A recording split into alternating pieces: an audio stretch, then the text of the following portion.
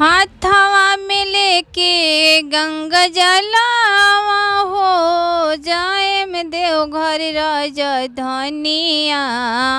हाथवा में लेके गंगा जलावा हो जाए में देवघर राजधानिया। कि मन में लागल बा हमारो आसरवानु हो कि एक बार जैती ही बाबा के दुआरवानु हो।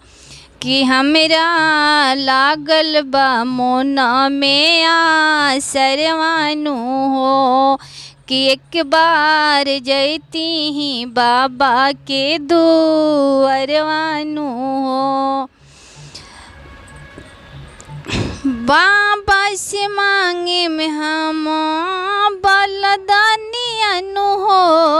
हम सिरवा झुकाई के गुरुजी से मांगे में बलदानियानु हो। हम सिरवा झुकाई के कि मन में लागल बाटे हमारी आसरवानु हो कि एक बार जैती ही बाबा के दुआरवानु हो। बाबा जी से हम ही सिरवा झुकाई बहो जैब देवघर राजधानिया। शिवजी पर सिरवा झुकाई बहो जैब देवघर राजधानिया।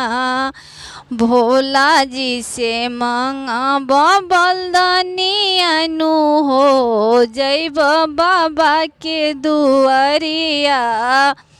भांगिया धतुरवा के देव शिवनवा। भांगिया धतुरवा के देव शिवनवा। कि गुरुजी के चरण में सिरवा झुकाई बहो जैब बाबा के दुआरिया। कि मन में लागल बा हमरो आसरवानु हो कि एक बार जैब ही बाबा के दुआरवानु हो।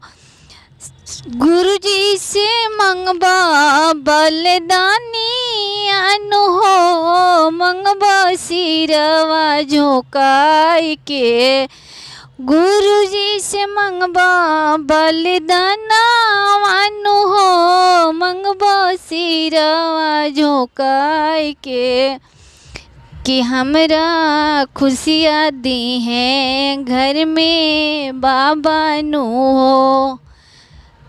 कि दया मंगबो की रिपुआ गुरु देव से हो।